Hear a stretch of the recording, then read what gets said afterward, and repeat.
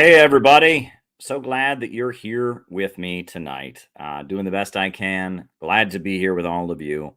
Still recovering from the wild day I had on Sunday, but we had a great stream last night, and it was a great day on Sunday, and I've gotten some rest, and now I'm back here with all of you. Let's do it. Spoken of the American century. I say that the century on which we are entering can be and must be the century of the common man. A radical redistribution of economic power. I mean, we know that racism is just a byproduct of capitalism. Everything would be all right if everything was put back in the hands of the people. We need a government that will make sure Americans are taken care of and organize the economy to serve the people, not the profits of a wealthy few. We now have the techniques and the resources to get rid of poverty. We got to start getting out there with the people. Get out of the movement and get to the masses. We need a government of action.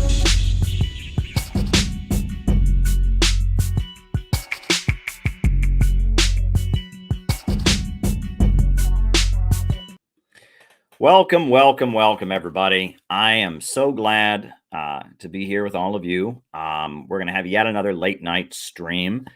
We're going to try and take it in a little bit of a different direction than we have the last couple nights because you got to change it up at some points. But glad that you're here. We will follow the same format that we generally follow, with me giving my opening remarks, followed then by the roll call, followed then by me answering your questions. So first, I will tell you what's on my mind for tonight, what I've prepared for you all. Then after that, I will give a roll call where I'll call you out as I see you, names and locations, names and locations, names and locations.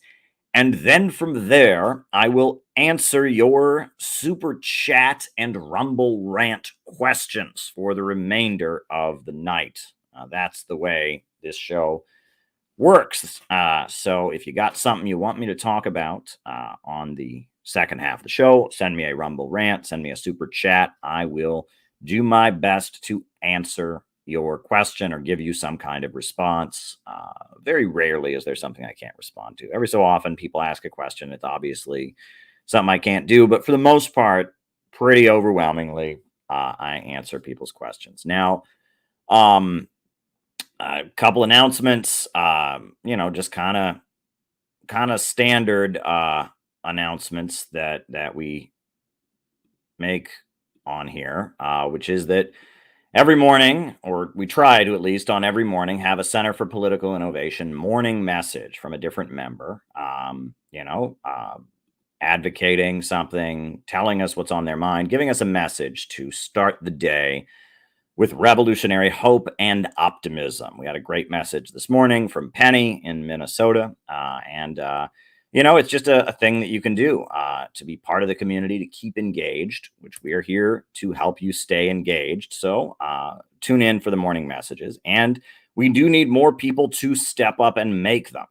So if you feel inspired and you would like to speak to other members of the community, you have something to share, you want to inspire people, make a morning message. Please make a morning message. We do appreciate it when people make morning messages. It's a way to support the community, inspire people, help them start their day with hope. And that's actually very related to what I am going to talk about on tonight's stream. Please submit morning messages. Please tune in and watch the morning messages on the CPI YouTube channel. Just a quick reminder. The way these streams work, first the opening remarks, then the roll call, and then I answer your super chat or Rumble rant questions for the remainder of the night. So if you got something you want me to talk about in the second half of the program, just send me a Rumble rant or a super chat, and I will do my best to answer your question or comment or whatever it is. I'll do my best to give you what you're looking for. So on that note, folks, I thought tonight I would talk about a topic that kind of strays from our general way of discussing things. We usually talk politics on here.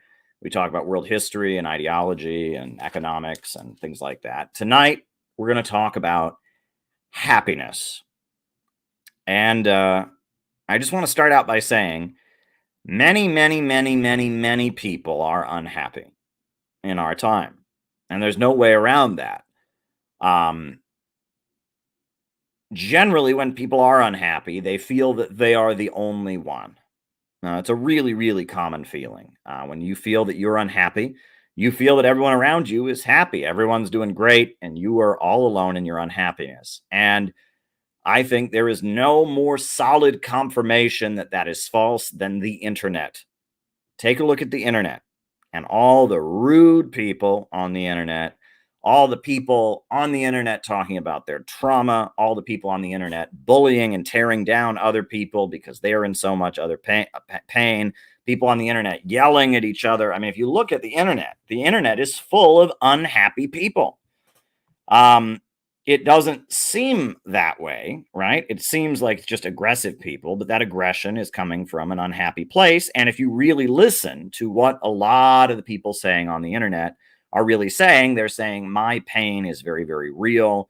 You don't understand my pain. I blame you somehow for my pain in some way. I am unleashing my aggression on you because I perceive you to be somehow as responsible. That there's a huge amount of unhappiness in our world right now. Now, you say, well, Caleb, hasn't there been unhappiness in the world at all times? Sure. And unhappiness is just a part of life, just as much as anything else. Happiness, anger, sadness, surprise, disappointment, resentment. I mean, these feelings are just part of life. But I would argue that in our time, there is much more unhappiness because the process through which people gain happiness, and we'll be getting to that later, is much harder to come by. And there's a lot of people that have a lot of emptiness in key areas. But we'll be talking about that later. But the first thing to remember that is if you are feeling unhappy, if you are feeling alone, if you are feeling in pain, if you're feeling disappointed or afraid or all that, you are not alone by any means. Go and listen to the Madison Square Garden rally that happened last night and listen to the speeches and what the politicians and political figures rallying behind Donald Trump were saying. They were appealing to a lot of people who feel very insecure and very unhappy. So if you are unhappy, you are not alone, and there is nothing particularly abnormal about being unhappy. In fact, I would argue that in our time, I would say unhappiness is the norm. It may be different among certain demographics. There may be some layers of society that are happier than others, but there's a lot of unhappiness in our world in this time, and pretty much everybody is unhappy in ways that are rather unfamiliar and harder to deal with than in previous times. And let me add one factor. I don't think this is the primary reason that so many people are unhappy in our time, but one factor is that happy people are very hard to control. If you are unhappy, you are much easier to control than if you are happy. If you are satisfied in life, it's very hard to compel you to do things. But if you are unsatisfied, if you are longing for something, if you are feeling insecure and unsafe, if you're afraid, if you are struggling to get by, if you're having anxiety, if you are feeling hopeless about yourself, if you have lingering resentments and pain and all of that, you're much easier to control. And that's a reality that a lot of people don't take into account. Who is the easiest person to control? An addict, right? If someone's a heroin addict and you want them to do something, you just have to make sure they will get more heroin, or you have to put them in a situation where their access to heroin will be taken away and you can get them to do practically anything. An addicted person is a very easy person to control, but someone who is not addicted is less easy to control. And there's many examples of this that you can go through. If someone is very, very traumatized and feels that they are a victim and feels the world has been unfair to them, has lingering anger, they're very easy to control because they have buttons that can be pushed in which they will lose control. You just have to learn what those buttons are and learn how to adequately push them, and they can be controlled. If someone's very, very afraid, they have some very, very serious fears of something that might happen to them, some very, very serious insecurities and fears. You just have to learn what those very, very serious insecurities and fears are and tap into them, and you can get them to do what you want. And that the more unhappy you are, the more that you are in pain, feeling sorry for yourself, feeling like a victim, feeling that the world has been unfair to you, the more that you are insecure and afraid, and the more vulnerable you are, the easier you are to control. But if you are just living a happy, satisfying life, if you are secure in your economic sense and you have what you need to get by, and you feel that you have what you need emotionally, you feel that you have a family and people that love you, and you feel validated and all of that, you're just going to do what you think is best with a clear head, and it is not easy to control you. And so people that are damaged, people that are insecure, people that are in a position of anxiety, they are much easier to control. And this is something a lot of people don't take into account. A lot of people assume that our leaders want us to be happy. That way we'll vote for them. Not necessarily. People assume that the big corporations, they want us to be happy because they want us to buy their products and be happy. Not necessarily. And in fact, we live in a world where those who lead us and those who craft public opinion and those who dominate the economy often realize to some degree or other that keeping us in a state of unhappiness is a very key way of controlling us. And I'm pointing that out to you, and that making people happy in a lot of ways is not very profitable. And this is the thing that Peter Coffin has talked about with fandom and all of that, right? If you're trying to cultivate an audience, you want them to be addicted, you want them to be fanatical, you want them to be reliant on you and you only. And if you're trying to cultivate a fandom in a consumer way, you don't want your audience to be healthy. You don't want your audience to be confident. You want your audience to be invested in you and not in other people. You don't want your audience to be thinking clearly. And, the kind of predatory fandoms that we see on social media actively cultivate and work to keep their audience in a state of unhappiness because that makes them more reliable. Whereas people like me who take this responsibility seriously, I'm not trying to make you insecure. I'm not trying to make you unhappy. In fact, I think the happier you get, the happier I am. I think the more economically prosperous you are, the more economically prosperous I am. I want the best for you. But because I want the best for you, I'm not going to win the game, because the way to win the game is to weaponize and manipulate people's emotional weaknesses and damage to your own benefit, which is what most of the social media manipulators do, is that they manipulate their audiences to some degree or other, and they weaponize their weaknesses in order to try and gain control over them. And I don't do that. And I don't think you should follow anyone who does that. But somebody who does that is going to get a bigger following than somebody who takes this responsibly and seriously, and is actively trying to, get you into a better spot. I view my job as, in the long term, helping you to develop, to function in a better way, to react to situations with a clearer head, to make more better choices in your life. I view that as my responsibility. There are others who do not. But I'm not here to just tell you about how bad the others are. I'm here tonight to tell you how to be happy.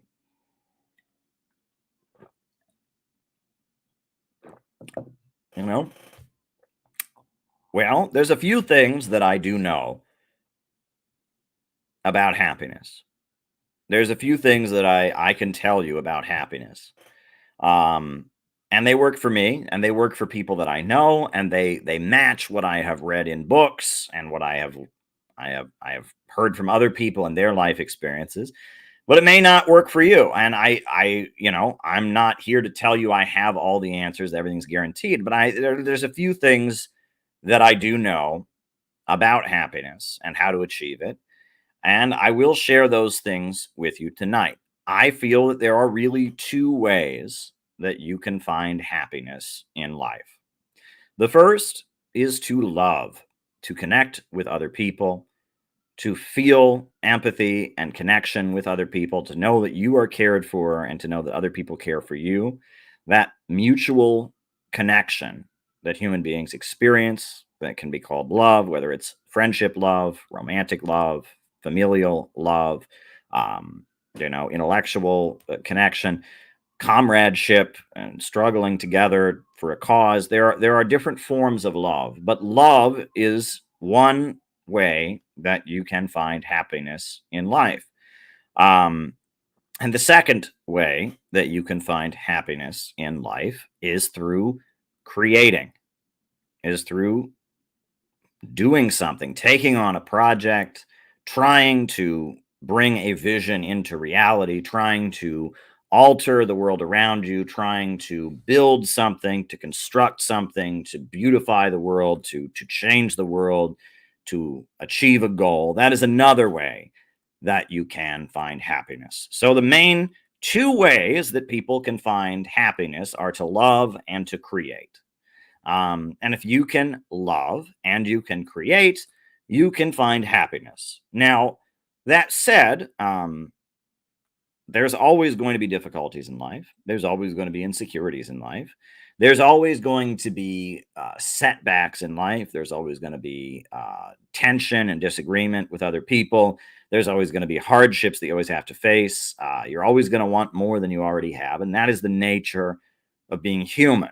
And that, no matter how good your life gets, no matter how much love you find, no matter how much you feel you're able to create and improve things around you and improve conditions in your life, you're still going to have frustrations and you're still going to have tensions with other people. And there's still going to be days that are not the best. And you shouldn't expect that you're going to find this state of euphoria that just goes on forever. I mean, that might, maybe in a religious sense, you can talk about heaven or something like that.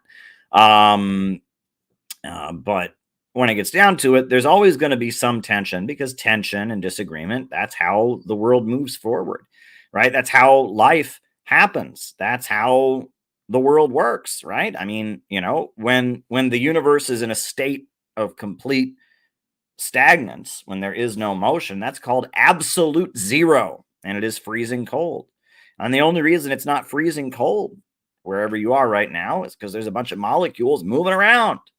And the faster they move, the hotter it gets. And the less they move, the colder it gets. And if they don't move at all, it's called absolute zero. So there is tension and movement in the universe, and things clash with other things, and disagreements happen, and contradictions happen, and etc. That's just how these things work. So you have to keep that in mind too, that no matter how secure you get and how happy you might be and how much, love and how good the life is, you're going to have to realize that there will always be some degree of tension. And sometimes you can have a little bit of an unrealistic expectation. You expect everything is just going to be perfect. It's not always going to be perfect, right? There's always going to be setbacks. There's always going to be disagreements. There's always going to be problems.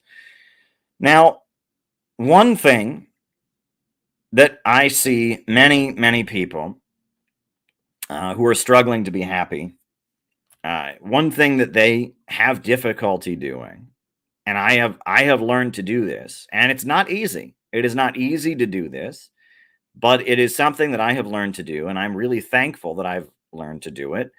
A lot of people don't have the ability to sit down and say, what do I want? And think of what they want. And then from there, make a realistic plan about how to achieve it, and then go out and achieve it. And there are many, many, many people who just that process, they just don't get. and this is a really common thing I have seen throughout my life, that there are many people who they just get lost somewhere along the way of the creative process, right?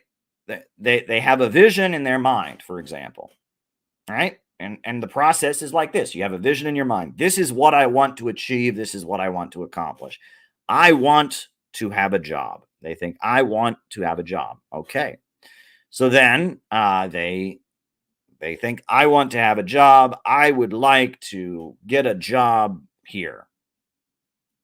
And there's a lot of people that get stuck right there. But let me continue. And so they figure out where there's an opening for the job they want. They go to the job interview. They get to the job interview. They apply for the job, and then, they don't get it. So they go back to the drawing board. They say, what do I do wrong? Is there another place I can apply? Is there another way I can present myself in the interview? They go back. Eventually, they're able to get the job. Or maybe there's other things they need to do, or maybe they need to pick another job that they need. But this is a process, right? And there's many examples of this. The painter says, I want to paint a painting, and he visions in his head what the painting is going to be. He gets the canvas together. He gets the paint. He gets the paint brushes. He paints the painting, and then he holds it up and says, I have created the artwork. This is a process.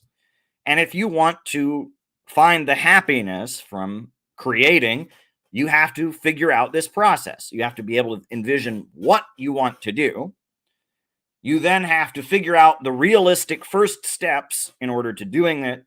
You then have to do those steps and move one step at a time. And after that, you then have to complete what it is that you're trying to do. And I know so many people who get lost, who just get lost in the process. They start out, they think, I want to do something. And they think of something, and they're not thinking realistically about how they can do it. And they just kind of get lost in, I want to do this. And they kind of get lost in the vision. I want to do this, and that reminds me of this. And maybe after I do this, I could do that. And they get completely lost. And then when it's time to actually do something, they don't actually do anything. I know many, many, many people like this. And they sit there and they say, well, maybe I could do this. And sometimes the fantasy is quite vivid. And sometimes the fantasy builds on another fantasy and builds on another fantasy, and they get lost in this dream world. And well, I'd like to become an actor in local plays, and then I'll get noticed by a film director, and I'll be in a movie, and then I'll be a movie star, and then I'll marry a Hollywood actress, and I'll move into a mansion in Los Angeles. And it's like, all that's great. I'm not against dreaming big, but if you don't take step one, you're never going to get any of that. And there's a lot of people that they just sit there and dream big, and they never touch ground. They never touch ground. And then they never figure out the next question, which is, what do I do to achieve it? Okay, you want to be a movie star. Let's say that's your goal. You want to be a movie star. That's a pretty big goal. Very, very few people are capable of becoming movie stars, but you can do it. But the first thing you need to do is you need to think, what is step one to becoming a movie star? Well, I got to take some acting classes, right? I gotta go and study film at the university. There are things that one needs to do. And there's a lot of people who never are able to take step one. And I have seen so many people like that, and they're a lot of fun to talk to, and you can bounce ideas off of them. And they can sit there and come up with elaborate fantasies about, oh, yes, we're going to do this, we're going to do that. And then nothing ever happens, right? And this is something I have dealt with a lot, is nothing ever happens, right? And again, if you want the satisfaction of seeing progress in your life and accomplishing things, you can't just sit there and fantasize all day long, because eventually you're going to have to come out of that fantasy and come back into your life. And if you're not making concrete steps toward achieving your goals, then you're not going to find any satisfaction. So the first thing to do is to come up with goals that are achievable and then start to implement them and work toward them. And a lot of people get stuck in this part too. Okay, so maybe you get some people that come up with a realistic fantasy. Okay, that realistic vision. I would like to do blank. And so then they take the first step and they actually take the first step toward doing it. And then what happens? Something goes wrong. Old roommate of mine, great example. He was living with me. And he needed to get a job in order to pay his rent and support himself. And so he went for a job interview at a store. And for his job interview, he wore a shirt and tie, but he wore jeans.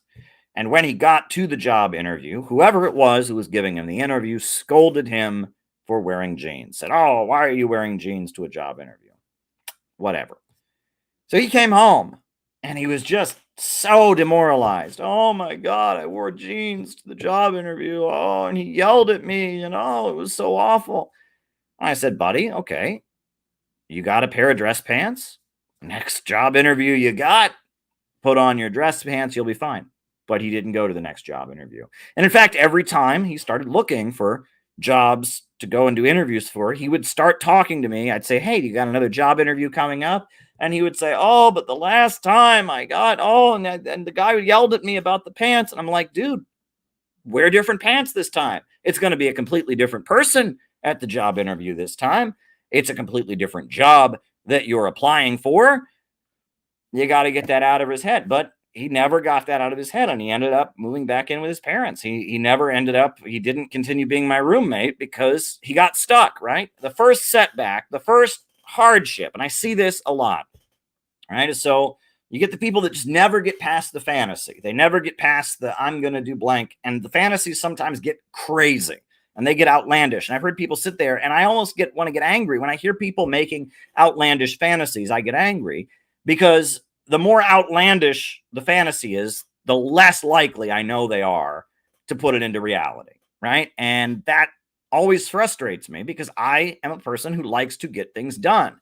And when I'm sitting there and it's like, okay, hey, we want to do this, and one thing leads to another thing. I'm like, slow down. How are we going to do this? No. And they just get completely lost in the fantasy. I know it's never going to happen. And I get very frustrated. There's people that I've known, every time I see them, they're going to write a book. "Oh, I'm going to write this book." And it's like, no, you're not. No, I've known you for 5 years. Every time I've seen you, you're going to write a book. You've never sat down and actually started writing. I have never seen an outline. I have never seen anything. No, you're not going to write the book, right? So that's the first setback. But then you get the other person who sits there and, okay, they're going to get the job. They go for the job interview. It doesn't go the way they want. Oh no, it's hopeless. And you have to be able to bounce back from the first setback. Things in life are generally not easy. They are not, right? And it's, if your first job interview doesn't go well, you wore jeans, you should have wore dress pants. You got to be able to put on dress pants for the next interview and go back, right? And that there's a number of people that get stuck in there. They something doesn't go right, and the first setback along the way, the first failure, they just lose it. So there's that. Another thing that I have seen, and this is one that we all have this to some degree. This is just part of the human condition. When you are a baby, when you're an infant, you basically think things just happen, right? Because you're an infant, you're hungry, you cry, you poop your pants, you cry, and things just kind of happen when you're a baby. And you're a baby, and your mind is still developing, and you're still learning your, fine motor skills, how to move. When you're a baby, you don't understand how things happen. And that's fine because you're a baby, right? When you're a baby, things just kind of happen, and that's the way it is. But as we grow up, one of the things we have to realize is that things don't just happen. Somebody has to make them happen. When that baby cried, the only reason they got their bottle was because somebody, their caretaker, went and got the bottle and brought it to them. The bottle doesn't just appear, right? And that's something that the baby does not realize at that time. They're just a baby, and they're just like, oh, the bottle shows up. Okay. But as you grow up, you start to realize that somebody has to go and get the bottle. And that is something that I have realized that we all are on this journey every day, right? And I shouldn't even put it this way about the baby in the bottle, because it's not just about the baby in the bottle, it's about everything. Things don't just happen, right? The garbage doesn't just get picked up. Somebody has to pick up the garbage, right? Computers don't just appear magically. Somebody has to assemble them, and there have to be machines and a factory and people who assemble them. Everything that happens in the world happens because somebody makes it happen. However, part of being young, and we're all learning this more and more every day, is that there are things that we just think just happen, and they don't. They don't just happen. We have to make them happen, or we have to find somebody else to make them happen, or we have to somehow arrange for them to happen, right? And a lot of people don't realize that. A lot of people don't. They just never get over that. So, I want to get a job. Okay. Get on the internet, start looking for positions you can apply to. Oh, I have to do that? Yes, you do have to do that. Right? And there's a lot of people who get stuck there that, they think things just happen, and they don't just happen, right? You have to take action to make them happen. And this is something I have seen a lot of people struggle with also, right? And that, and they want to do something, right? You want to have a conference, you want to put on an event, you want to do this, and they reach some point where they say, I don't know how to do this. And so they stop. Well, if you stop, you're not going to do it. You have to learn how to do things that you don't know how to do. That's part of life. And if you stop when you don't realize how to do something, and you're just like, I don't know how to do that, and then you just stop, then you're in big trouble. You're not going to accomplish your goal. If you get to the point where in order to accomplish your goal, you need to do something that you don't know how to do, you have to either, 1, learn how to do it yourself, 2, find somebody else that will do it and figure out a way to get them to do it, whether it's paying them to do it or making a deal with them, or the person also wants to help you reach your goal or something. You have to figure out how to accomplish what it is that you want to accomplish. But there's a lot of people I know. All right, they got the vision. All right, they're starting to take action. All right, they started to take action. There was a setback. They came back from the setback. But then they get to the point where now, in order to do what I need to do, right? Now I found out that I can't go to the job interview in jeans. I need to go buy dress pants. But I've never gone dress pants shopping before. So what do? Oh, I just give up. And that is, a lot of people stop there. There's something that I don't know how to do, and they don't know how to either learn how to do it themselves or find someone else who can do it for them. Right? They get stuck at that point. And that's a point where a lot of people get stuck, at the point where they don't know what to do. It's something they've never done before, and they just freeze. Right? They just freeze, or they want someone else to do it for them in a way that is not realistic. Right? They assume they can't do it because they have never done it before. And yeah, look it up on YouTube. Yeah, you got to look it up on YouTube. You got to Google it. You got to talk to somebody else who's done it before. You got to figure it out. Right? And sometimes it takes a bit of work to figure it out. And sometimes these things are a bit hard to figure out. Sometimes they're not obvious to figure out, but you got to figure it out. You got to figure it out. And that sometimes, unless you are the person who does these things, there's no reason that you would ever know these things. You wouldn't know about it. I think about the email system that we use, and I had never run a professional email system before. I'd used my own email, but, years ago, I was working with a marketing firm, and I learned how to run a professional email system. Oh, very good.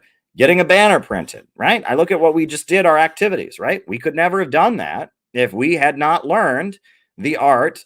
We'd not learned how to get banners professionally printed and shipped. On top of that, I know that I am very, very, very bad at graphic design. Whenever I graphic design anything, it's bad, right? I'm not good at it. So I had to find someone else. In this case, it was Peter Coffin to do the graphic design, to design the banner and put in the order. And then I paid to have the banner shipped. And, I think about what we just did. This is a great example. What we just did, the intervention that we've been doing, the Peacemaga operation, right? I'll put it on the screen. I'm not going to show the video. I'll just use it as an example, right? This is a quite elaborate operation that we did. It's a very, very elaborate, operation. There's many moving parts. There's many, many moving parts in making this happen, right? It probably looks very, very simple on the surface, but it's not, right? Hold on.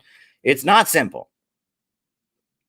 It's not simple, to do this, right? I'll show you how difficult this is, right? I'll explain. So we're here, this is, right? See this banner, right? That we've got, right? Now that banner, first of all, getting that banner printed. How do you get a banner printed? Many people have no idea. Well, I can tell you how. But then on top of that, you have to find a design for it. How do you design that? I am not good at designing. I had to find somebody who was good at it. Then you got to find poles. And then you got to make sure those poles are the right length. And then you got to find a way to attach the poles. And then you got to find people to carry the banner. And all of these things are very, very difficult to do. And if you stop when you don't know how to do something, you will never accomplish anything, right? And this banner thing was very, very difficult to do. In order to get this banner done, first of all, I had to know how to print a banner. Luckily, I know how to get a banner professionally printed. Then I had to have the image designed, right? And luckily, Peter Coffin is very, very good at graphic design and images. He knew how to do it. So he designed it. Then I had to get the banner shipped to my home. Then I had to figure out what I was going to hang the banner on. And I figured out that I could get PVC pipes from a store. And then I had to figure out what I would attach the banner with. And so then I had to figure out, ordering zip ties. And there's many different moving parts. And if you don't have the zip ties and you can't hang up the banner, you're shit out of luck. And if you don't have the PVC pipes, you don't have anything to hang the banner on and you're shit out of luck. And if the banner, if it comes and it's not big enough or it's not the right size, you're shit out of luck. And there's a lot of moving parts. It's a very complicated thing. Things that look very simple. In order to be able to pull this off and get everything where it needs to be is quite difficult, right? And that this is a level of skill. This is a kind of skill that comes through time, right? I had the vision of I would like there to be a giant banner with Trump and Kim on it outside of Trump's rallies on the streets of New York. Only peace can make America great again. That's something that I said I wanted to do. And doing it was not easy at all. I first had to have the vision, but then from there, I had to take steps toward making the vision happen. I then encountered setbacks, right? Setbacks like I don't know how to do graphic design. Setbacks like, oh, this banner is huge. Where am I going to get poles that big?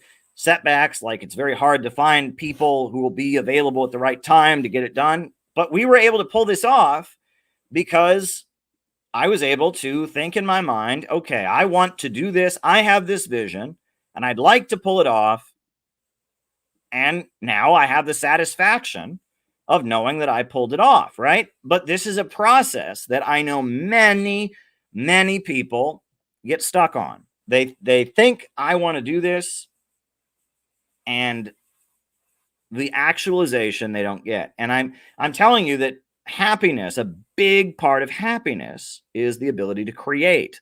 And so if you want to find more happiness in your life, you need to work on your ability to have a vision of what I would like to do. I would like to get this job. I would like to design this. I would like to paint this picture. I would like to wear these clothes. I would like to go on, have this kind of romantic partner. I don't know what it is, but you have to be able to have a vision in your mind that is realistic, and you have to start moving toward bringing that vision into reality. You have to have the vision in a way that it can you need to learn to have vision in a way that your visions can actually be implemented. And this is a really, really common thing, is that there's a lot of people who fantasize just to fantasize. I do not understand this at all. People who sit there and say, I could do blank, and they have absolutely no intention of ever doing it. Well, you're not going to be very satisfied at the end of the day if you're constantly fantasizing and dreaming up about things that you have absolutely no intention of ever doing. I mean, that is just, and I get frustrated with people sometimes, but I try not to, right? Because the person who's really suffering is not me sitting there being frustrated with them. It's them, right? They're the ones that are going to suffer when they aren't able to make a realistic vision, figure out how to implement it, start proceeding to implement it, overcome setbacks, overcome disappointment and failure, and continue to implement it, learn how to do things they don't know how to do, learn how to get around obstacles, learn how to maneuver to get things done and accomplish their task, right? And it is a very difficult thing to learn to do, but if you want to find satisfaction through creating, you have to learn to do that. You have to learn to think, what can I realistically do? You need to then learn how to do it. And then you need to be able to overcome difficulties and maneuver around setbacks and learn how to do new things and do it. And this is, unfortunately, creativity and executive function are not commonly connected. Well, and that's the biggest problem. And this is a wider problem. I know a lot of very, very smart people who don't have a situation where their smart counts for anything, right? And that's one of the saddest things I've seen. There are a lot of people I know who know way more about history than I do, way more about world events than I do. There are people I know who I've learned a lot from that are smarter than me, but they don't have the executive function, if that's the right term, to pull it off, to make their smart count for anything. And then they get very, very angry at me in a lot of cases, and very, very jealous and resentful and angry at me. And I'm saying, look, buddy, I'm not holding you back. I'm not telling you you can't. I'm not shoving you off the stage, but you aren't doing anything with it. And I may not be as smart as you, and I may not be as learned as you are, and I may not be where you're at intellectually, but you don't have the ability to make your intellect count. You know, there's a good friend of mine years ago. He knew a lot about certain topics related to communism and history and stuff. And I always said to him, you need to write something. You need to write a book. You need to write a pamphlet. He'd be like, no. And I said, you have all this knowledge. You've done all this research. It counts for nothing. You need to write this down. No, I can't do that. Well, you know, what good does his knowledge have if it never translates into anything solid? There's a lot of people that I know that are like this, and that the ability to actually get things done isn't there. The other thing, and then this is very, very important, though, is that by actually doing, and this is where it gets complicated, by actually doing, you will learn. And sometimes what you think you know by reading it in a book is very different than what you know by doing it in practice, right? And this is a really, really common thing. The world of doing and actually pulling things off and getting things done is very different than the world of knowing. And you can have the vision in your head of, I want to do this, but then when you go and actually do it, you learn that in order to actually do it, I have to do it in a way that I never would have thought I had to do it intellectually. And I've learned that more than anybody. Right. I mean, you know, the whole story of what my whole, you know, political career has been that. Right. Learning who I can actually get things done with and who is going to be really an impediment and a problem. Right. If you are going to do things in real life, you need people to do it with you. And you need to have people with whom you have a relationship to do things. And you need people you can rely on, and you need people with skills, and you need to be able to count on people. And there may be people that agree with you more, but are completely useless. And there may be people with whom you don't agree, but you have a common interest and you can accomplish something. And again, that's something you learn from actually doing that you don't learn from sitting there and intellectually understanding it. right? And that's the whole thing about where does correct experience come from. I think Mao Zedong wrote the essay, where do correct ideas come from? They come from correct practical experience, and that if you want to create in this world and you want to do things, you have to learn how to do them. And through the process of learning how to do them, you'll learn to do more things. And that my approach to socialism and my approach to the politics and all the stuff we talk about on here is I'm always thinking of what can we do? And if you look at everything that CPI has done this year, right? I mean, the World Youth Festival was happening. I thought, what can we do for the World Youth Festival? I know, the North Koreans are going to be there. Donald Trump has said that he wants a better relationship with North Korea. So why don't we compose a book, a short little pamphlet dedicated to building a movement for peaceful reunification of the Korean Peninsula? Then I had to find somebody who could design the graphics. I had to find people to write articles. I had to figure out one way or another. And we got ourselves a book. And there's many examples of this, right? That what I am interested in doing and what is of value in the world of political organizing is how can you translate your vision and how can you translate your message and your understanding of how the world works into actual concrete operations to change the world. And if you, and again, right, it is much safer to just complain. And that's what unhappy people do. And our circles on the internet, people who call themselves communists, people who call themselves anti-imperialists, are full of unhappy people who sit there and are angry with the world, justifiably. And they're just angry with the world. And they just sit there angry at the world. And they just have this resentment against the world for not being as they would want. Well, as bad as the world might be and as frustrating with the conditions, I can guarantee you that if you are engaged in actual work to try and change the political conversation, you're going to be much happier, even if the things that you're upset about don't change. If you are engaged in an effort to actually make a difference, and if you are envisioning realistically, what can I do to change the political conversation? What can I do? What project can I carry out to try and make things better? You will be happier. But if you are just sitting there in that state of the world is unfair, the world is wrong, the world is not good the way it is, and you just sit there in your resentment, and you sit there and you yell, why won't the president do this? Why won't Jill Stein do this? Why won't Trump do this? You might be right in everything that you're saying, but you're not going to be any happier about it. And you're not going to find any more satisfaction if you don't do something yourself. And if you can feel like you are at least pushing for the world to get better than it is, you will be a happier person. I'm just telling you. And that our circles are full of people who have, the curse of knowledge. They almost wish they didn't know. They wish they didn't know what was happening to the Palestinians every day and the bombing and the destruction. They wish they didn't know. They wish they didn't know the truth about Russia and why we've been lied to about Russia so much. They wish they didn't know about imperialism and all of that because they don't feel that they can do anything about it.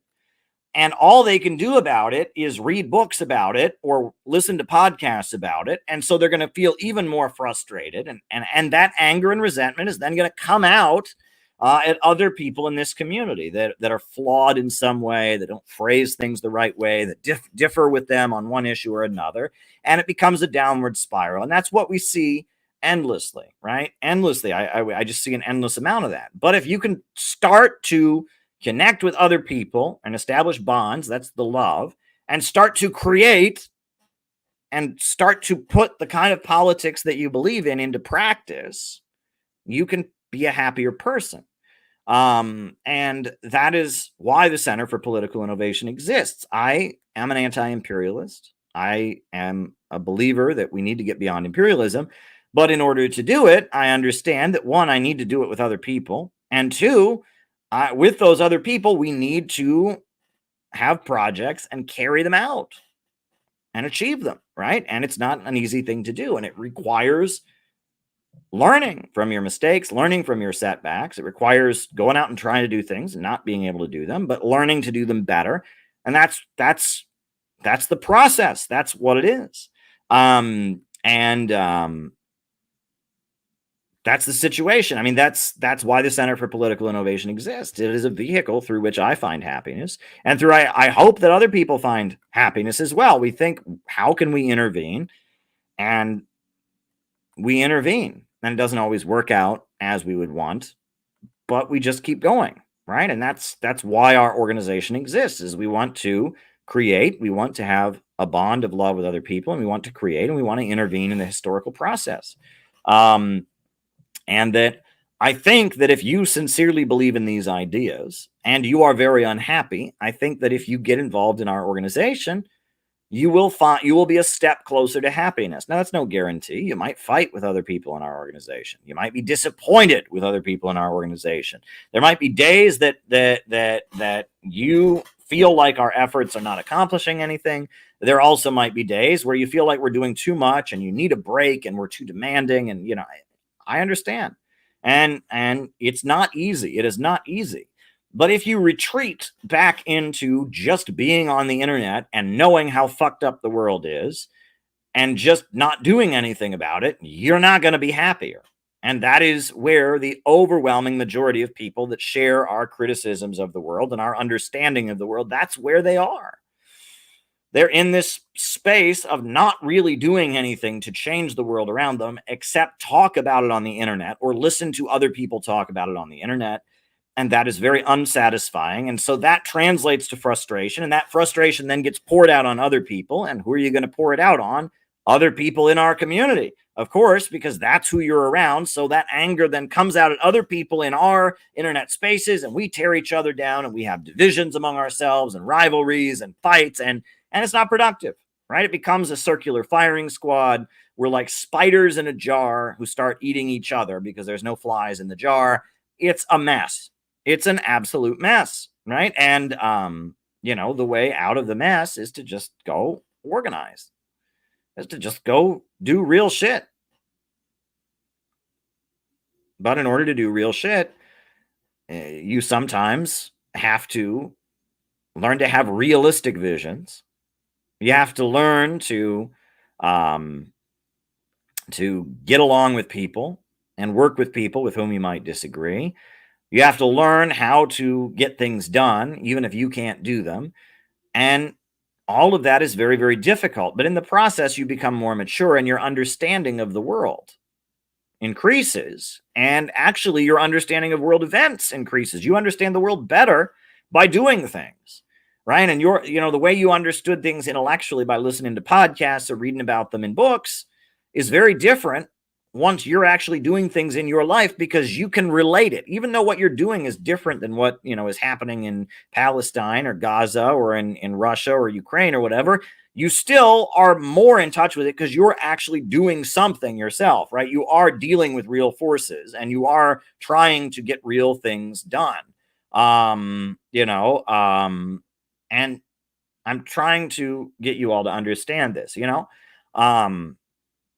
There's a couple other things I wanted to say, right? That the joy isn't only in accomplishment, right? There is that joy, that moment where you've achieved your goal, right? We set out to get this banner to the Trump rally, and we got it to the Trump rally, and mission was accomplished. We got it to the Trump rally.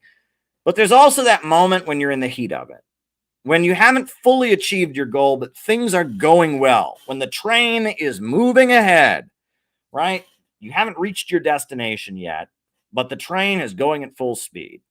And that is a very satisfying feeling as well, right? And I would say that's almost the height of satisfaction. When you have achieved your goal, that is almost, that's the post, that's, we can rest. Yes, the goal has been achieved. But really, the climax is not when you've achieved your goal. It's when you're speeding toward the finish line. Right. I think about there's the old song about John Henry. Right. It's about the steel driver, John Henry. And there's a line in the song. There's one of the verses to the song, which I really like because it kind of captures the essence of speeding towards your goal. It says, the captain said to John Henry, "What is that sound the captain said to John Henry, 'What is that storm I hear?'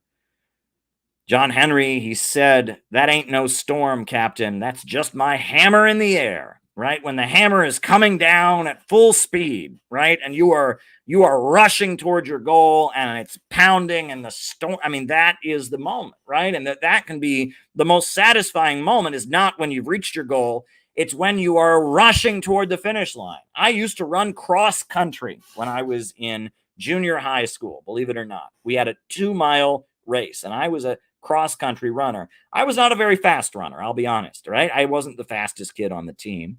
But one thing that I noticed was for me, right? You're running a 2-mile race, right? You can't be sprinting the whole time. You got to pace yourself. And so I would pace myself running the 2-mile race, but I always, when I could see the finish line, right? Which sometimes was pretty far ahead, right? We'd be running out in the field and you'd have to run around, the finish line would be pretty far ahead. But once I could see the finish line, I would think I am going to give it all I've got. I am going to give it everything I've got, and I am going to reach that finish line, right? Even if I don't have anything left when I come to it. And I would usually pass 5 or 6 people on my way to the finish line because at that point, I could see the finish line, right? The finish line was ahead of me, and I thought, all right, the finish line is within view. And if I can just speed forward, if I can just endure, if I can just give it everything I've got until I reach the finish line, then I'm done. And so I could see the finish line and I would run. And I would feel all the moisture in my body come up into my chest. And it was like, it would be intense, but I would give it everything I had. And sometimes I would vomit after I crossed the finish line. And I would cross that finish line and I would vomit. I would puke because I had given it everything I got. But that is an important thing because some people don't know how to give it everything they've got, right? And I had coaches who would get frustrated with me. They'd say, why are you able to, as soon as you see the finish line, you go so much faster. You need to pick up the pace throughout the race. Well, that's just not how my mind works, right? I mean, I could make myself run and pace myself, but once I saw the finish line, I knew I only had so much further to go. And so I could then give it everything. I could just throw all the coal onto the fire and go full speed ahead. And that's just how I operate. It's not how everyone operates. Some people, it doesn't work that way, right? Other people, but when I could see that finish line, then suddenly I was able to increase my level of physical endurance because I could see the finish line, right? And that's an important thing as well. And that moment, that's the best part of the race. Once it's over, right? Then I'm at the end of the race, I'm puking, I'm catching my breath. That's not as fun. But that moment, even though you're giving your hardest sacrifice, right, as you're running towards that finish line, and it hurts, and all the moisture in your body is up there, and everything within you is just saying, oh my God, but you're just giving it all you have. That is the most glorious moment. It's not when you cross the finish line. It's when you're on the verge of crossing the finish line. It is the home stretch that is the most satisfying, right? That is the most satisfying part of the race. The captain said to John Henry, what is that storm I hear? He said, John Henry said, that ain't no storm, Captain. That is just my hammer in the air. That is the most satisfying part of the race. When you are on the verge of ending the race and you are throwing everything you have into it and you are just going full speed ahead with everything you've got, that is the best part of the race. It really is. And if you look at your life, the best moments in your life are not when you've achieved, it's when you're struggling, when you're on the brink of achieving, when you're pushing yourself to achieve that goal that you think you can achieve, but it's going to take a lot out of you. It's not satisfying to win easily, right? If you play a soccer game and you beat the other team 15-0, is that satisfying? No. But if you play a soccer game and you beat the other team 4-3, that is very satisfying, right? And you will find in your life, the times in your life when you are most happy are the times in your life when you are speeding towards the finish line with everything you've got. Those are the satisfying moments in your life. Those are the times in your life where you feel really alive. Those are the moments in your life when you feel powerful and you feel that you are fulfilling yourself, when you are challenging yourself, when the finish line is just ahead and you are giving it everything you got to get to that finish line. That is what happiness is. It is the thrill of battle. And you know, I mean, we don't want to think about war and violence and killing. I mean, that's an awful thing. But it is that when you are in conflict with the world around you and challenging yourself and pulling more strength out of yourself, when you are forcing yourself to cross that finish line with all you've got, that is when you will achieve the most in your life. Those are the moments when you're achieving the most. Those are the moments when the best comes out of you, and not just athletically, but spiritually.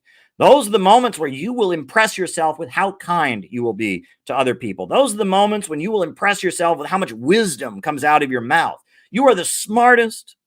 You are the most caring and compassionate. You are the most dedicated when you are trying to cross that finish line. That is the spiritual and physical and intellectual height of human existence, is that moment where you are giving it all you've got to achieve the achievable goal. All right? When you are throwing your body and your mind and everything you have into a mission, and you are losing yourself in that mission, that is where you were meant to be, I believe. That is the moment that God created us for. When we are in that state of existence, when we are giving everything we've got and putting it all on the line and lunging toward the finish line, that is when you will blow your mind. When you are in that position in life, when you are in that position in life, you will do amazing things.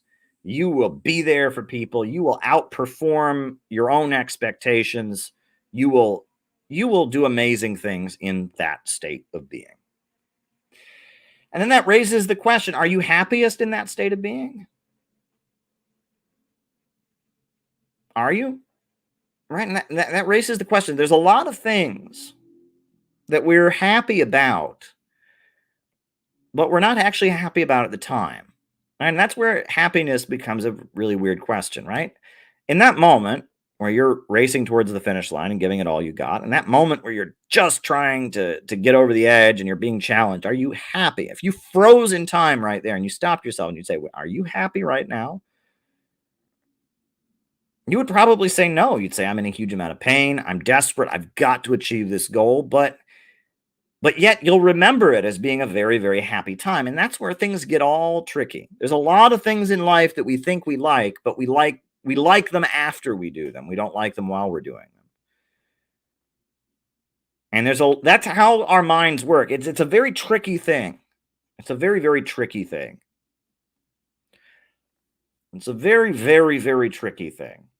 There's a lot of times in life that we remember, oh, I was so happy back in this time in my life. And I bet if you actually rolled back time and you froze yourself at that time, you wouldn't be happy. And there are times in your life where you think, I'm absolutely miserable. But 5 years from now, you're going to say, oh, that was a great time. And it wasn't a great time. And that often the way we remember things and the way we feel about moments afterwards does not match how we actually felt in the moment. And that is a mind puzzle that a lot of people can't even begin to unlock, right? A lot of people can't even begin to unlock that, right? They think this was the best time in their life. It wasn't, right? Mariah, I obviously has no way of knowing. She says childbirth is very much like that. That's interesting, right? And so that raises the question, right? Is that, happiness comes from creating, happiness comes from achievement, happiness comes from nostalgia, but nostalgia is still kind of longing for the past. And that's where all of these things get tricky. But one thing that I have discovered makes a huge difference in terms of day-to-day happiness is you have to remember that you have your regular mind, your conscious mind, right? I'm thinking about what I'm saying to you as I'm talking to you right now. But you also have your unconscious mind, and that a lot of what you need to do if you want to be happy and get through the day is you need to program your unconscious mind.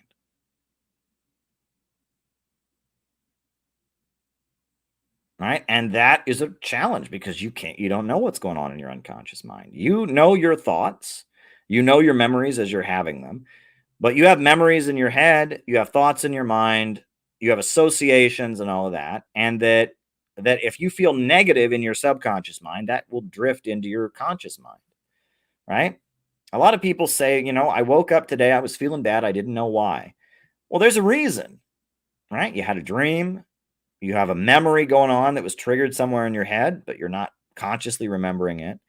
And a lot of what you need to do is learn to make sure that your subconscious mind is in a good space.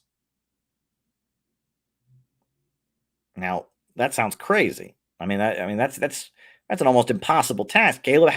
I cannot see my subconscious mind. So how do I know how to keep my subconscious mind in a good space? Well, at the end of the day, I don't know. You have to figure that out. Your mind is your mind. Your associations are your associations.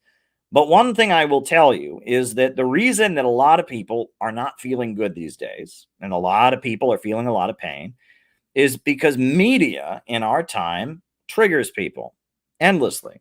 When the movie King Kong came out, right? Have you ever watched King Kong? I couldn't finish the original King Kong. I'll be honest with you.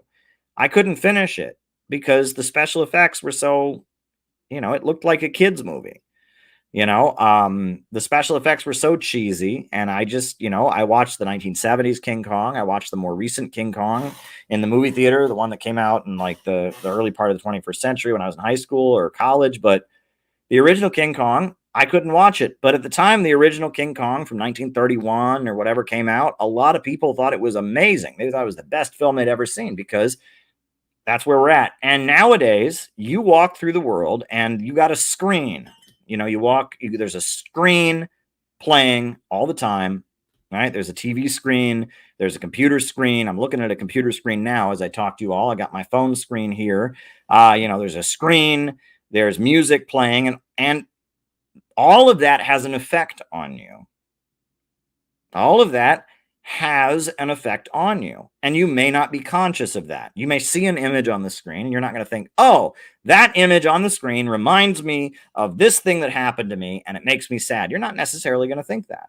You just see the image and go throughout your life. You don't even register the image, but your mind saw the image and it reminds you of a bad thing that happened, or it reminds you of something you're afraid of, or it reminds you of someone who hurt you or a relationship that you have, and that anger or sadness or whatever comes out. And that the images on the screens are designed to get your attention and to provoke an emotional response out of you, because all the people that are putting images on the screen want you to watch them. They want the ad revenue. They want to draw you in. They don't put boring things on the screen because that doesn't draw you in now, does it? Right? They want you to click on that image. They want you to buy their product. They want you to look at their YouTube channel. So they need to draw you in. So the more outrageous and intense that image or that sound is, the better, right? The more intense that song is emotionally, the more people are going to listen to it. The more intense that image is, or the more enticing, the more people are going to be drawn in by it, right? So there's a constant game of how can people stimulate you the most in order to get profit out of you. Ad revenue, consumption, advertising, that's what they want to do. And so we're being bombarded with images and sounds, a lot of which are intentionally designed to provoke our emotions.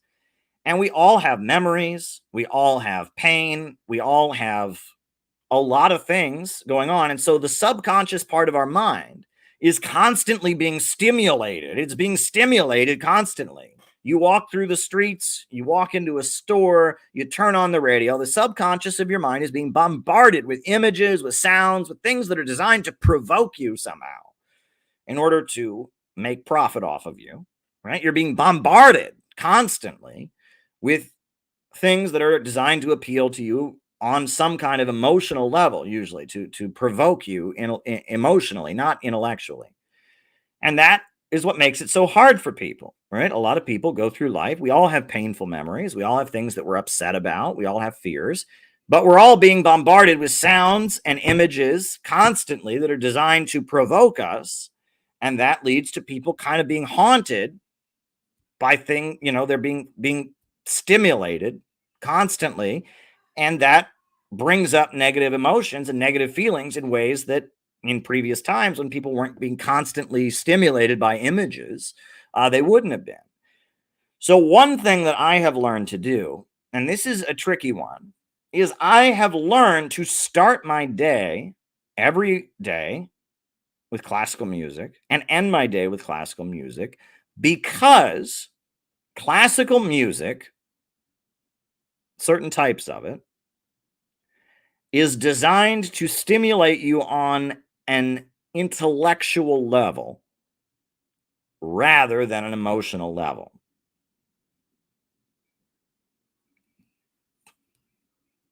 And that when you're listening to a Bach piece, or when you're listening to Mozart, or when you're listening to Beethoven, you're not hearing so much how the composer wants you to feel, but you are rather trying to see what the composer is trying to communicate to you. You're paying attention to the patterns of the notes. And it's a little bit different. Now, once you had Wagner and Mahler and others, it was all emotional. But early classical music is stimulating you intellectually to some degree rather than emotionally. And it stimulates a part of your mind. It stimulates your mind in an intellectual way rather than an emotional one. And it can help you keep your mind in a clearer spot.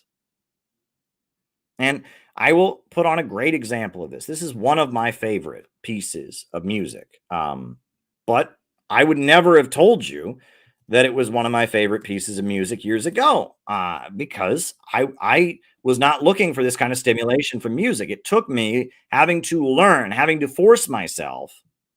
It was really after doing the classical music thing. I've been doing this for years, for 8 or 9 years now. I start every day with classical music. I end every day with classical music. And I have learned gradually to really, really appreciate music in a certain different way. And by learning to appreciate music in an intellectual way rather than an emotional way, I can find satisfaction in music that I wouldn't other find, and I can get my mind on a less emotional spot, and I can be interacting with the world around me that is full of constant emotional stimulation. I can deal with that world in a better way. So I'm going to put on a piece of music, and I want you to listen to it, right? But I want you to understand that if you listen to modern music, you're going to find this piece of music to be boring because it's not going to stimulate you in an emotional way. It's not cathartic. There's not big dramatic emotions coming at you. It's more about the pattern. It's more about you're paying attention to the pattern, and you find the pattern of the music very satisfying. This piece of music is amazing, but it's not amazing in the same way that modern music is. It's stimulating you differently than other music does. I'm going to put it on. This is Mozart's Rondo alla Turca. And this is why I do respect Lyndon LaRouche. I really, really do. As weird as when Lyndon LaRouche got and all of this, he taught me this. And I don't claim to understand this exactly as he meant it, but this is what I took from Lyndon LaRouche on music, right? Is that there's a level of beauty here that is not emotional beauty. It's not, sentimental or emotional beauty. It's kind of intellectual beauty. And that if you can appreciate and understand the world in this kind of way, that protects you from the extreme emotions of our modern world. So take a listen.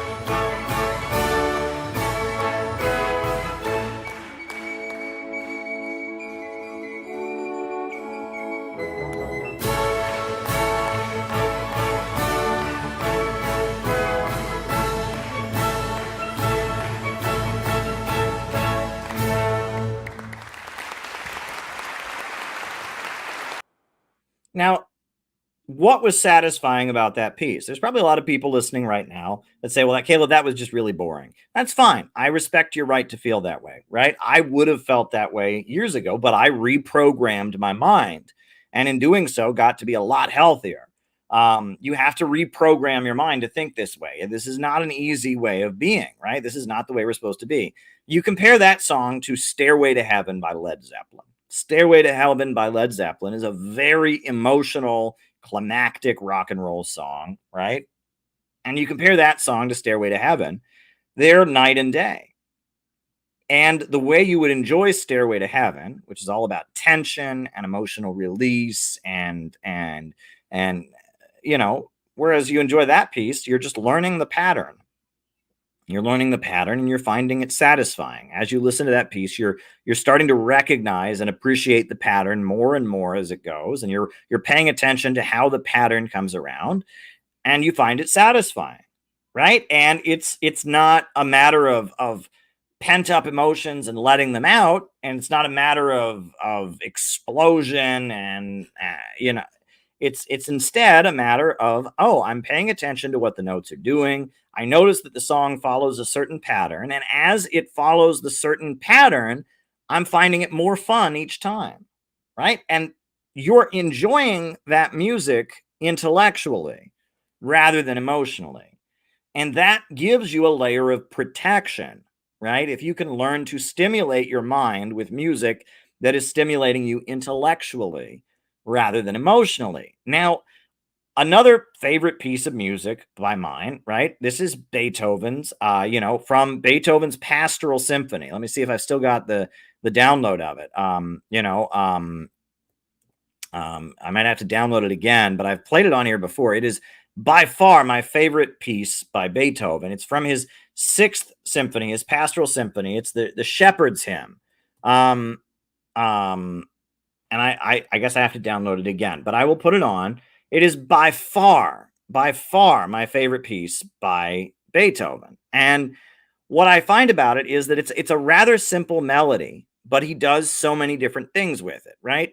You know, what you appreciate about what I just played for you is that that what you appreciate about that is that it's the pattern. You're learning the pattern and you're seeing what will happen with the pattern, right? And you're finding the pattern more satisfying. Dun dun dun. You're seeing what is happening. Now, this is Beethoven's Shepherd's Hymn, and that it's a pretty basic tune, right? It's a pretty basic, musical piece. It's a strong melody, but he does so many different things with it. It's like your mind is kind of in awe. It's like you know what the pattern of the music is, but you're enjoying it more because it's like, wow, and now he's going to do this with it, and now he's going to do that with it, right? And again, if you listen to the Shepherd's Hymn, right? I mean, again, take a listen to this. This is Beethoven's Shepherd's Hymn from Symphony Number 6, right? Again, you might think it's boring. If you're listening to Stairway to Heaven, you're going to find it's boring, right? And I think that, emotional music does have its place, right? I am not against emotional music, but I'm just telling you that you can bring a level of stability to your life if you can learn to appreciate this. So basically, there's a melody here, and Beethoven takes it in many different directions, and you appreciate it intellectually rather than emotionally.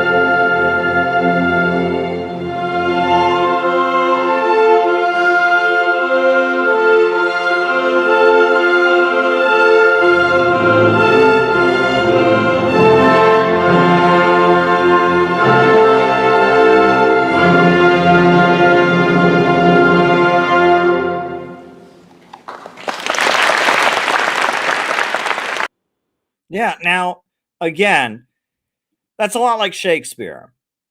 Now, someone's hearing that and they're saying, Caleb, how is that like Shakespeare? That is nothing like Shakespeare. That is absolutely nothing like Shakespeare, Caleb. Shakespeare wrote plays. That is a piece of orchestral music. They have nothing to do with each other. Well, it's like Shakespeare in this way. I'll let you in on a little secret.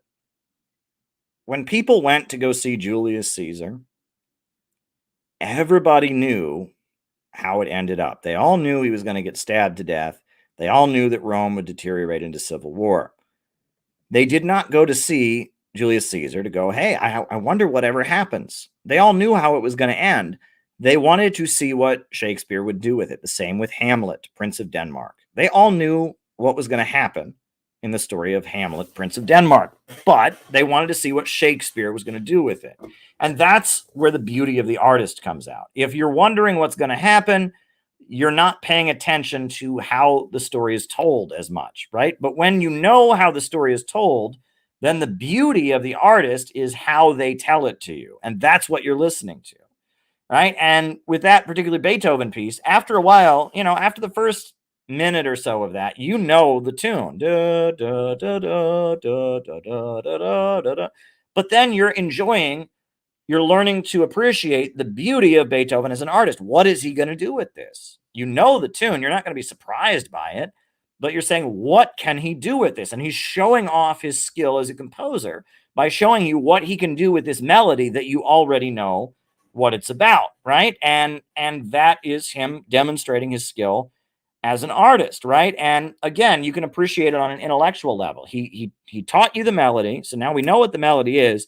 So now I'm going to show you everything that I, as a composer, can do with this melody. Just like we know how Julius Caesar ends, we know how Hamlet ends, but we're going to show you what we can do. We're going to show you the beautiful soliloquies and the beautiful way that we can put this story on the stage for you, right? And that is, again, stimulating you in a way that modern art that is designed to get clicks, that is clickbait art, emotional clickbait art, doesn't stimulate you, right? It is stimulating you intellectually. It's hitting the intellectual part of your mind. It's not triggering your subconscious, because so much of the art in our time is designed to just trigger you subconsciously. And that's why so many people walk around traumatized all the time, right? Look, humanity has been through awful things, wars, death, destruction, and all of that.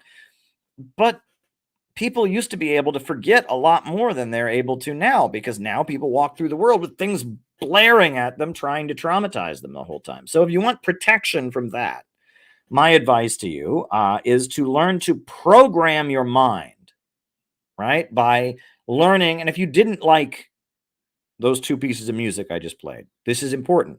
That's who needs to hear this. If you already liked those two pieces of music, you get it. You're fine. I'm talking to the people who don't like those two pieces of music. You're the one you need to reprogram your mind to learn to like them. And that may be a hard thing. And that's not going to be easy. You have to force yourself to do it. But if you want to walk through the world with a new sense of peace and safety, and not just have your subconscious mind be traumatized, not be angry and sad and remembering painful things all the time, you need to learn to program your mind to interact with the world around you a little bit differently. And this is a way of doing it. And it's learning to listen to classical music and learning to appreciate the classical music, because it stimulates your mind in a different way, right? And this is something that I have learned to do, right? In terms of achieving happiness. It's a way that I can program my mind in order to get through life and to, carry out the kinds of work that I want to carry out. Look, it is a really hard time to organize it is a really, really hard time to organize, because many people, they go through life just demoralized, right? And it's a hard time, and we're taught to just cut people off. They want us all as atomized individuals with nothing but this, and they want total control over us, and they want us all isolated and looking at our phones so that they can have the power. And so you have to fight against that. And you have to say, look, if I have a relationship in my life, if I have an organization that I'm part of, I have a group of friends, I have to commit to overcome whatever disagreements we might have. I have to commit to work through whatever tension might exist, and that's a commitment you make. It's kind of like being in a marriage, right? It's hard to stay married, but people who are married, they make a commitment. We are going to stay married, and they force themselves to stay married, and that is a successful marriage. And it requires both parties have to say, "Look, we're committed to staying married." And there's many examples of this, but the other thing, the final thing I'll say on the note of happiness, right? I mean, you need other people in your life, right? I mean, if you're isolated and looking at your phone, even if you do everything right, you're going to be miserable. But on top of that, I've urged people to develop a long view. You need to have distance from your feelings to some degree. You need to live in the past, the present, and the future to some degree at the same time. Now, you can't literally do that. We're in the present right now. I know what I know. Tomorrow, I will know things that I didn't know today. And I'm not in the past because, I know things now and I'm living in this moment that I didn't know then. But to some degree or other, you have to be able to remember the past and be aware that it existed. You have to know the present moment that you're in, and you have to be able to envision the future. You have to be in the past, the present, and the future at the same time. And that is not an easy thing to do. When people become very suicidal and depressed, it's usually because they get into the moment that they're in and they think that is it. This moment that I'm in, this moment of pain that I'm in is the permanent state, and they don't remember being happy, or they think that somehow their happiness can't come back and they can't envision a future where they're better. They're stuck in this moment of extreme pain and they think, oh, well, I got to kill myself. Well, they don't. They can't remember the past and they can't look into the future. They've trapped themselves in the moment. And when people become very, very upset and make decisions that they regret, they usually do it because they are not thinking about the future. They're not thinking about the past. They're kind of stuck in the moment and how they feel in the moment. And they do things that they haven't really thought through. They haven't really thought about what the results are. When people commit crimes, when people kill other people, or get into fights in a moment of rage, or embarrass themselves, or do things, it's often because they're not thinking about the past. They're not thinking about the future. They're stuck in the moment.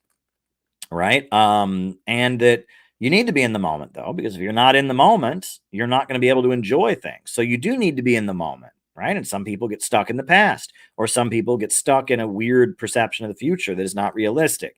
You have to learn to be in the past and the present and the future at the same time. And that is not easy.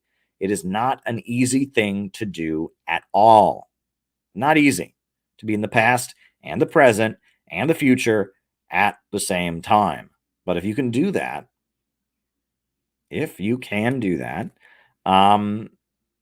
you will have a much better chance at happiness. And I just thought tonight we would take a break from our usual political thing and we would just talk about happiness. And I hope that tonight's remarks have been insightful for folks. I will answer people's questions. I see that there's one Rumble rant from Penny, and there's one super chat from Mo1917. So if anyone else has any Rumble rants or super chats, I will do my best to answer them. But right now, we'll do the roll call. Names and locations. Who is with us tonight? Names and locations. I will call you all out as I see you. Names and locations. Who is with us? Who is with us? Names and locations. Who is with us tonight? Names and locations. Bob in Troy, New York. Welcome, Bob. Lawrence Johnson in Chicago. Welcome. Connor in Colorado. Jacob in Wisconsin. Penny in Minnesota. Names and locations. Who is with us tonight? Names and locations. Anthony in Detroit. Welcome. Good to have you with us. Chris in Kew Gardens, Queens. Kathmandu, Nepal. Denver in Minnesota. Rice from Adelaide, Australia. Auckland in New Zealand. Saviero in Mexico. Owen in the dictatorship of Canada. I was late. Alex in Brazil. Ian in the Yukon. Bavargas in Chile. Joe in North Carolina. Kinston, Nova Scotia. Jenny in Cincinnati. Balthazar in Oakland. Gabby in Chicago. Denver in Colorado. Courtney in Northern Virginia. Welcome. Names and locations. The seasoned noob in China. names and locations, names and locations. Who is with us tonight? Names and locations, names and locations. St. David's, Bermuda. Welcome, welcome, welcome. Amway in India. Welcome, welcome, welcome. Queens, Perpetuous Augustus in Queens. Names and locations, names and locations. Anybody else? Names and locations. Mariah is in North Carolina. Welcome, Mariah. Names and locations, names and locations. Anybody else? Names and locations, names and locations, names and locations. All right. Now, we are with you, Caleb. The world needs more voices. I appreciate that. I really, really do. I really do appreciate that, B. Vargas. And I'm doing my best here. Super chats help. If you want to donate, that helps as well. I'm doing the best I can. I cannot wait until this election is over. I really, really can't. David in Nevada City. I really, really would appreciate this election wrapping up. It's a bit much. Dawson Schlesinger in Cleveland, Ohio, Brooke Chin in Washington, Colin in Greensboro. I really would appreciate this election wrapping up. But nothing I can do about it. Just gotta bear with it. So tonight I thought I would talk to you all about happiness, give you some insights, what I've learned over the years. So, I just thought that was a great way to start things out. So, now we have 2 Rumble rants that have come in. Very good. And if anyone else has any more super chats, that would be great. So Penny says, an unstable old man with a long rap sheet shot a neighbor from the 2nd floor window. The Minneapolis cops refused to arrest him because he's a danger to himself. Only public pressure forced them to act. Sounds fishy, right? Yeah, actually, that does sound very fishy. Since when do the police not arrest you if you discharge a firearm? Generally, if you discharge a firearm within the city limits of any city, that's illegal. They generally take action. So that's very, very suspicious. That's extremely suspicious. If someone's taking a shot at a neighbor and they don't do anything about it, something's off. I will tell you, I lived in Berea, Ohio. And there was a news case. It was near me. It was like a street away from where I was living. There was a man who had lost his job at an auto plant. He'd been laid off. And so from his home, he had been shooting at foreign cars, at Japanese cars, because he thought people driving foreign cars were responsible for him losing his job. And I guess he had a psychotic break. And so from his window, he was shooting at foreign cars. And it took the police quite a long time to actually catch him. And at the time that was happening, I didn't hear any gunshots. I didn't know it was happening. And it wasn't until, until they arrested him that I even knew about it. And I thought this was odd. There were gunshots going on like a block away from me. They were shooting at all the Japanese cars that drove by, at all the Toyotas and Hondas were getting shot at, and I didn't hear anything about it. It was a very strange case. There were a lot of people during the 2008 financial meltdown who lost their minds. There were old folks who robbed banks because they wanted to go to jail. That happened. Didn't get a lot of publicity, but it was old people. It was a really common thing, apparently. Old people went and robbed banks and then, went and waited for the bus afterwards and got arrested because they could go to jail and they would have more food in jail than they would have. Right. And they never talked about that in mainstream media, but it happened. And I knew people in Ohio who worked at banks, and they said, yeah, this has been happening. An old person will walk in and they'll say, oh, I have a gun, give me some money. And they don't have a gun, but they give them some money and they walk out and they're waiting for the bus, and then the police arrest them. And then they go to jail for robbing a bank, and they can eat every day in jail. I mean, it's the saddest thing you ever saw. And that happened a lot. And there was also in the area I was living in at the time, I lived in Berea, where I was going to college at Baldwin Wallace. And there was some auto worker who worked at the auto plant there in Berea. There was an auto plant there. I believe it was General Motors or one of those plants. And he got laid off. And so he started shooting foreign cars and he got arrested for it. And it was weird because, and that was a very strange situation. And apparently it had been going on for months before they finally figured out who it was who was shooting at these cars. It was a pretty crazy case, and the guy genuinely had lost his mind. He was mentally ill. And so, it was a very sad situation. And I always wondered about, like, what was that about? That was very, very weird. So that does sound fishy, Penny, that situation you're describing. I'm glad that you're safe. I hope it wasn't near you. I hope no one you knew got hurt. And it's very strange what's going on there. I used to like classics too, though all the Silicon Valley and arrogant academic lifestyles that have spawned from it sicken me. Give modern music a chance to try Ordinary Joe. Well, I like modern music. I really do. I'm not against it, right? That's one thing. I was never able to go full LaRouche. I just, I think I always will listen to classic rock music, and, you need it to get through the day and all of that. It has its place, but we are just bombarded with emotional messages, and modern music is very much emotional and very much manipulative, and that foundation.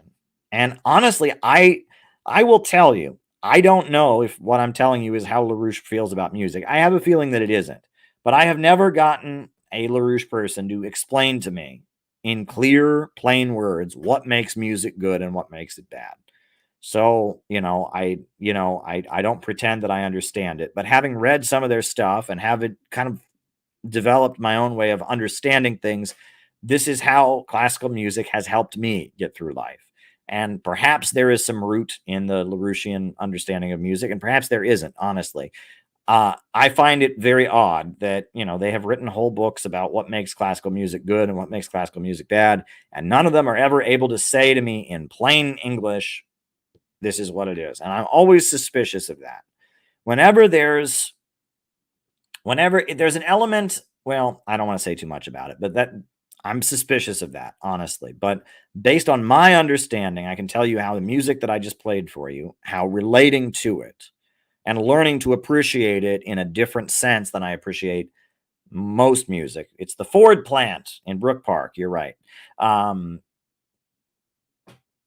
Learning to appreciate it is helpful to me in this way.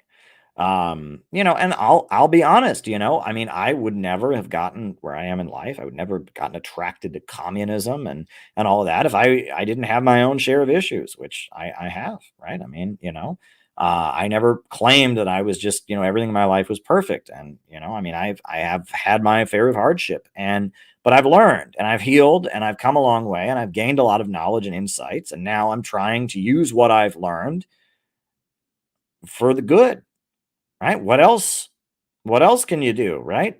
You try to learn what you got, use what you got for the good. And that's where I'm at. Right. And I believe in anti-imperialism. I believe in a planned economy. I believe in building a better world. So what else can you do? What else can you do? Thank you, Anoan. A couple more super chats. So last stream, you mentioned race to the bottom.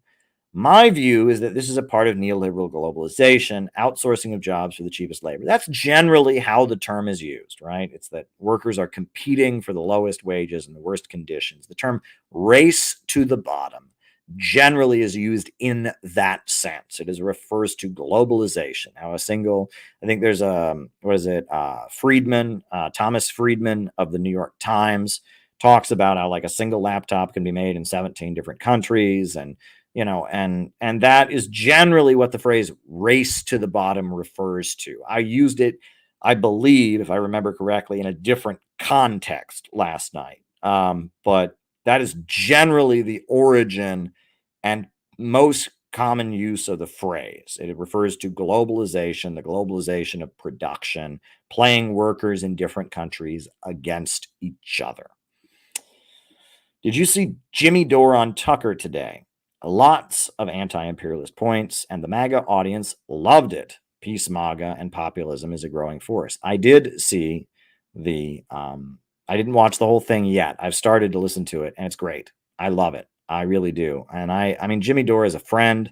I've been on his show multiple times. I've hung out with him, and he's a great person, and it's an honor to know him. And he's able to work with a lot of different people and maintain relationships. And my hat is off to Jimmy Dore. Jimmy is good people. Jimmy is a great guy. And I really am glad that Tucker Carlson gave him a platform, had him on there and engaged with him. And I look forward to finishing that conversation later today. So there you go. All right. You're doing God's work. We need to lift people up. Thank you. Thank you. I am doing my best. It's not easy to do what I do. And some days are easier than others. Like I told you, I really, really, really wish this election was over. I'm really tired of this election and everything. And I tonight, I didn't even want to talk about it. I didn't even want to talk about it. I'm just so sickened by the whole thing. And I'm just sick of it. And I just really, I'm doing my best to intervene and push a good message amid all this insanity. But, I'm very over it, and I'm trying to spread light in the darkness. And that's what you're supposed to do, right? That's what it means to be a good person, right? You got to spread light in the darkness. All right. Do you think they're going to attempt maiden takeover of Georgia? They've been trying this for a while in Georgia. With Maidan, it was pretty quick. You had enough chaos, and then you had the situation where Yanukovych was ousted. Georgia, they've been trying to get something going in Georgia for quite some time, and it hasn't caught yet. They've created a lot of unrest. They've created a lot of instability, but nothing has really caught. So that I don't know if they'll be able to. I mean, what would push it over the edge at this point? Generally, it's kind of what's the expression they say? They say either shit or get off the pot. And it's like that in, coup situations. You don't just try to have a coup for 50 years and then it finally happens, right? You generally gain momentum and you have the coup or you don't. So we shall see. We shall see. I don't know what will happen. I have no way of knowing what will happen, but from my perspective, I don't see any reason to think that it'll just made on tomorrow. I think that for something to really go in a new direction in Georgia, there would have to be a dramatic turn that would have to take place. That is my understanding of how these things generally tend to work. So, folks, I'm tempted to play the video for you all of the Peace MAGA, but I honestly don't want to do that because I just don't want to think about the election right now. But I got to tell you, we really do need more people to donate to the Peace MAGA effort. We want to keep it going. So if you can donate to our, Peace MAGA campaign to get that banner out there some more. That would be great. Somebody mentioned it. We could use some more contributions. It would make my life easier. What we did yesterday was, again, like moving mountains. You don't know how difficult it was to do what we did, but we did it. And thank you to everyone who helped us do it. We did great work yesterday. So if you can donate, that would be especially appreciated. Again, it would make my life easier. We're heading into the home stretch of this election thing. I'm sick of it. I'm tired. I got fall allergies and I got anxiety about my life and my job and all kinds of things, but we're going to get through this. Trump is going to win. So, on that note, folks, I'm probably going to wrap it up here. It's not going to be a really long stream tonight. Just wanted to talk a little bit about happiness and give people some encouragement. So unless anyone has any last minute super chats, which I do not see, I am going to put on the closing music. It's been fun. I'll be back tomorrow. Don't know why I wouldn't be. I generally do this every day. So there we go. New upsurge in the struggle against U.S. imperialism is now emerging throughout the world. Ever since World War II, U.S. imperialism and its followers have been continuously launching wars of aggression. But the people of various countries have been continuously waging revolutionary wars to defeat their aggression. And while the danger of a new world war still exists,